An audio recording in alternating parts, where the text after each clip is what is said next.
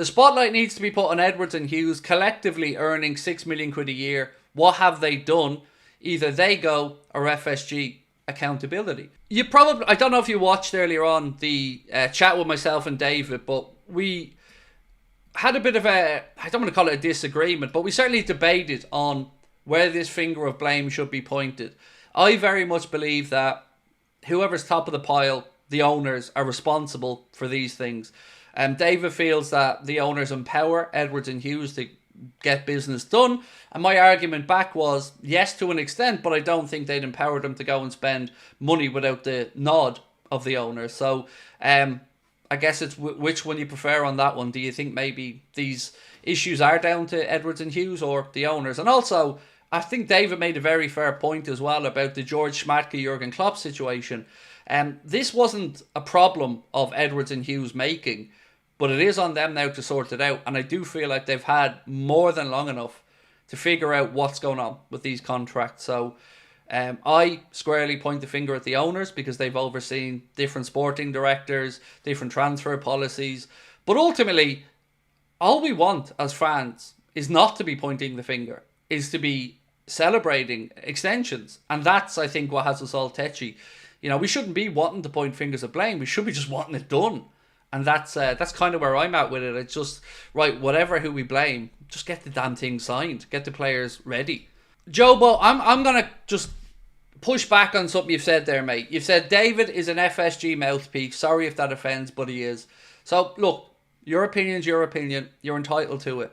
I can say to you, in conversations offline with David and any chats I've had with him, he very much isn't an FSG mouthpiece. But what we do have to remember is, he did work for the club in their media department. He is a journalist as well, of course, as a Liverpool fan. And he does have to be measured in what he's saying. I don't think he'd have any problem to call the owners out for things that he genuinely doesn't think are right. And I think he has done in the past. But he is certainly more sympathetic, perhaps, of the owners than I am. But that's okay. And that's one of the reasons I wanted David on the channel. I need people to see that what I've been shouting for all along, which is people who are disagreeing with each other, people who maybe have a dissenting voice, get to have these conversations. Because heaven knows I'm not going to get it with anybody at the club. So David coming in, giving a different opinion to mine, I find it healthy. I find the debate interesting. And sometimes I change my opinions a little bit. Sometimes I don't. But I certainly would not label him as an FSG mouthpiece. Knowing him as I've gotten to over the past while, I really don't think that's the case. I think you're doing him a bit of a disservice because, you know, he has to be professional. Let's remember that. He is a journalist. But I don't think he's an FSG mouthpiece, mate. I don't. Poll for FSG or Edwards and Hughes' fault.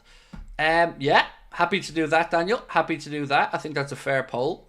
So how am I going to word this? Bear with me, bro. Bear with me 1 second. Who is at fault for the lack of contract extensions, FSG or Edwards and Hughes? I'll leave that one running away in the background for you guys to vote away on. Adarsh Patel, thank you, sir, for your super chat all the way over in Canada as well. Much love to you, my friend.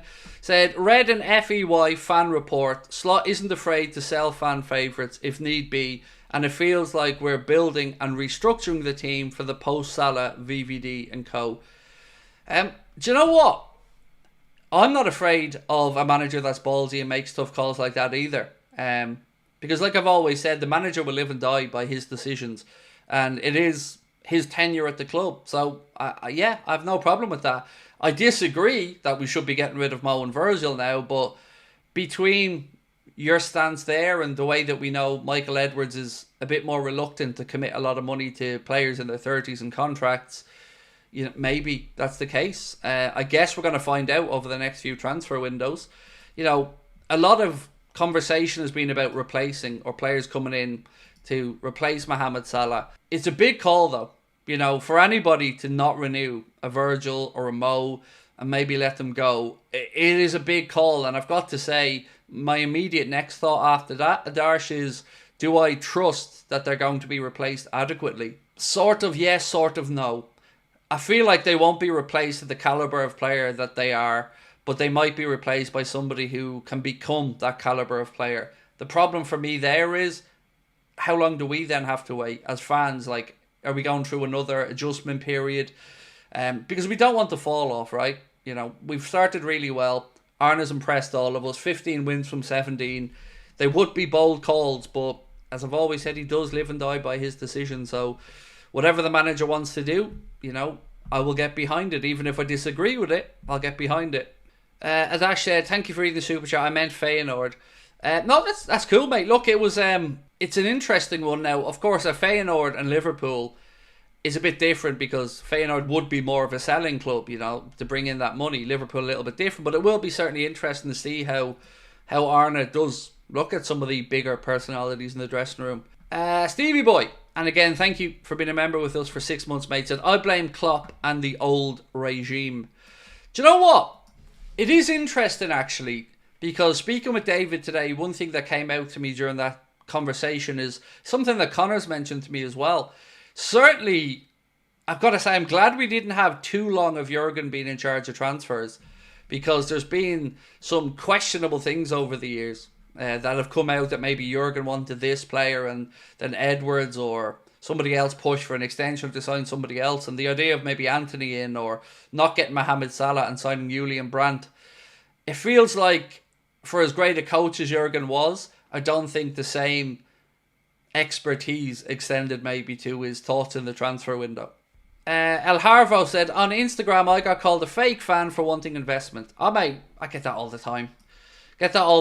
Apparently a lot of the time these days, some Liverpool fans have a hard on for the accountants and want us to get behind, I don't know, breaking even or something. I don't get it. Be greedy. You should be dreaming about transfers, mate. White Hammer, how are you, sir? And lovely to see you in again. Let me just get your comment up.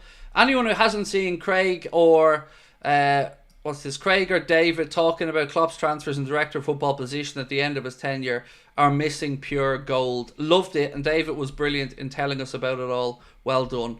Thank you. I'm glad to get some good feedback, because I was a little bit, I don't want to say hurt, but I was a little bit sad that there were some people in the comments calling David an FSG puppet. I expect some more respect shown towards him, to be honest with you, because he absolutely isn't, and if I thought he was, he wouldn't be on the channel.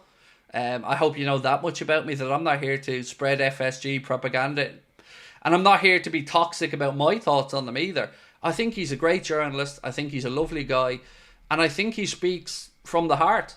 I might not agree with a lot of what he says around the owners, but I truly believe it is his honest opinion and not just one to try and curry favour at the club or anything like that. I don't. If I did, as I said, I wouldn't have him on the channel, but he is a good man. Jordan said, and thank you, Jordan, for being with us as a member for 6 months, said, honestly, I don't get this resources comment. We have resources, just about how we use them. Well, no FSG, give us more, and we get the extensions. See, that line stood out to me as well, Jordan, as one that makes no sense. So, we have to manage our resources, but we have plenty of resources, was kind of the same line, right? Now, what I don't know in this situation is what Mo is asking for.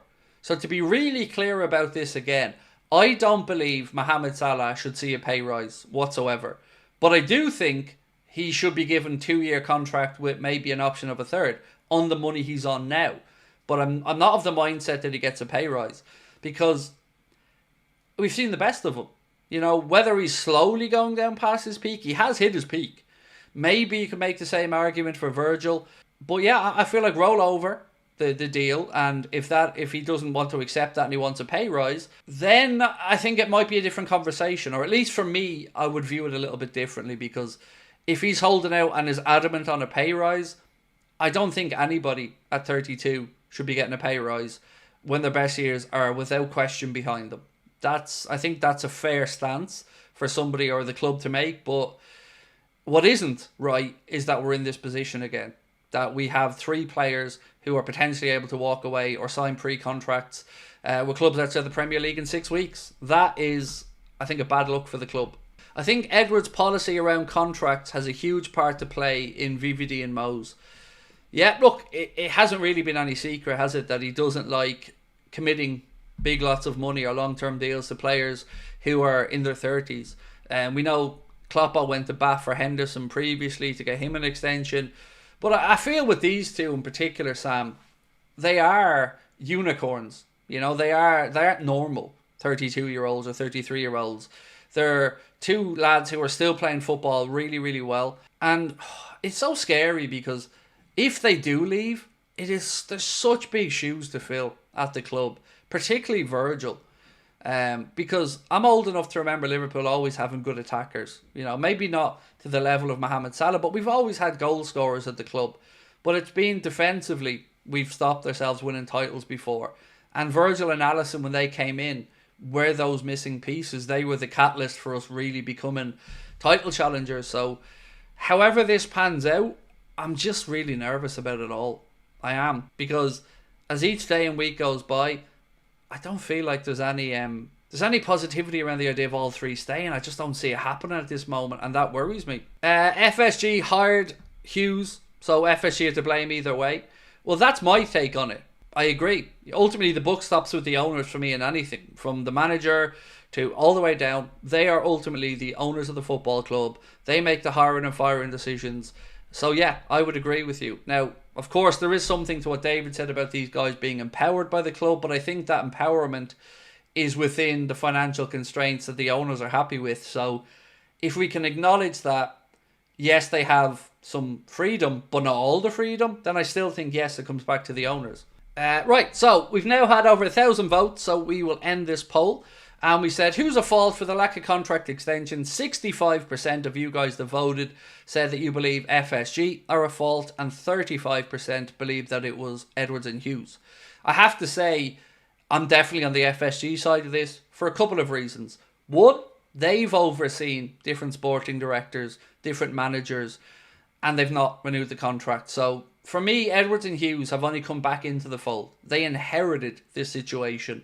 So I don't think it's their fault. Now, we can certainly talk about the fact they haven't moved along quick enough with this, and I think there's something to be said for that. But yeah, for me, the blame would lie with the owners.